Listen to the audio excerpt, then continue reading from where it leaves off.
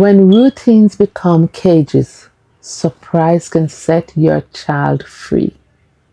Now, I'm someone who believes in structure. I teach children with autism, I parent a young woman with autism, and I know from both sides of this, routines matter. But let me be very clear. Routine is not the end game. Flexibility is. Because if your child can only function when everything stays exactly the same, what happens when life inevitably changes? And I am not just saying this as a mother. I'm a professional. I hold a degree in primary education, a degree in psychology, a master's in applied behavior analysis. I run classrooms, I've supported families, and I've raised my own child through the system. So when I tell you flexibility is one of the most important skills you can teach a child, I mean it. Let me start with a common example from my classroom. Sometimes outside professionals come in and look around and ask, why aren't there visuals everywhere? Where are the first and then boards? Where are the schedules? Why aren't these children working in cubicles? And I just look at them and ask, do you see the age group I'm teaching? Do you know where these children are headed next year, the next 2 years, 3 years from now? Because we don't even know if they'll get a place in a special needs class for secondary school. And even if they do, why should they be treated the same way they were at age 4? Of course, when they came to me at 4, or even later down in their years, we used all the tools. Picture schedules, first and then visuals, individualized cubicle workspaces. But that's where we start. That's not where we stay. As they grow, our strategies need to grow with them. So we begin fading supports. We move from picture schedules to word schedules, from word schedules to verbal prompts. And eventually, they don't need the prompts at all.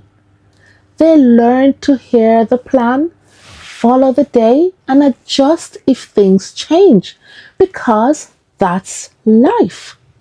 Now, don't get me wrong, we still have visuals. They are stored in the classroom.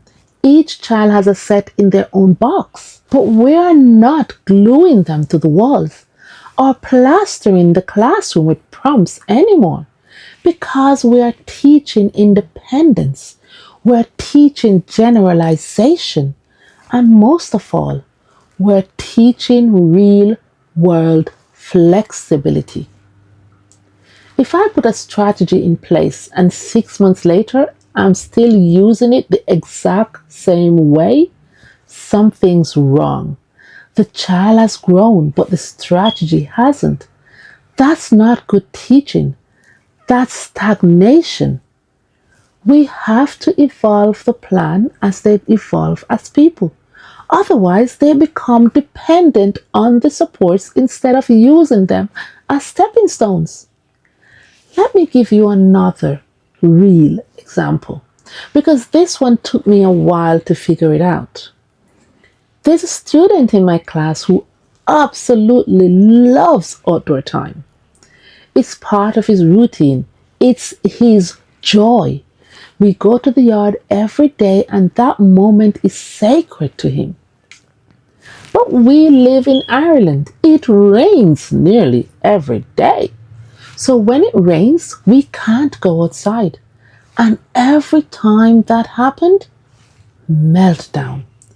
Even if I offered the hall or movement break or sensory activity, it didn't matter. He wanted outside. And I couldn't understand it. I would explain, you see the rain, the yard is wet, no one is outside. He could see it, but he'll still get upset, furious even. One day he said, I want to go out in the rain. And I said, that's fine when you're at home. But here at school, we have to follow safety rules, and we don't play outside in the rain. So I decided to turn it into a lesson, not a punishment, but a learning moment. I taught him about the power of nature. I said, do I control the rain? No.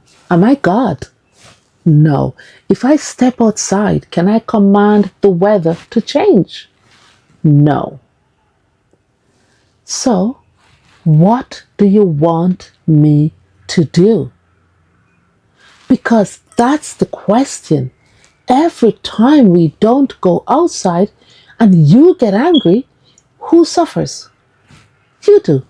Your whole break is ruined. Your day is thrown off. You are sad. I'm sad. And nothing has changed. Or you could accept that we can't control the weather and still choose to enjoy your day. I told him, if you know how I can control the rain, let me know and I'll fix it. But if not, then this behavior needs to stop because it is only hurting you. That moment stuck with him. Now when it rains, he pauses and then accepts it because he learned some things in life are unpredictable and I can handle that. That's the goal. If we never give our children the chance to experience small disappointments and recover from them, then they will fall apart when bigger things come. And that brings me back to flexibility. In my class, we move from one-to-one lessons to pairs, then to groups of 3, and now we're teaching in groups of 6. We deliver whole class lessons like science and history, and then differentiate within the group. Why do I do that? Because this is how real world works. No cubicles, no timers on every table. You adjust, you listen, you adapt. Yes, the world has visuals, road signs, instructions, helpful symbols, but it doesn't have first and then strips at every corner. So we need to teach our children how to move with the world, not fear every change in it.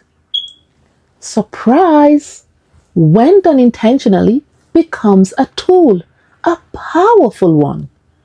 I might say, today we're skipping heart and going to music first. Or, snack is before play today. And yes, they hesitate, but over time they adjust. They learn how to be flexible. You can't expect a different result if you're using the same method forever. Strategies are meant to evolve. Supports are meant to fade. You are not being harsh by changing things. You are being strategic. You are teaching resilience.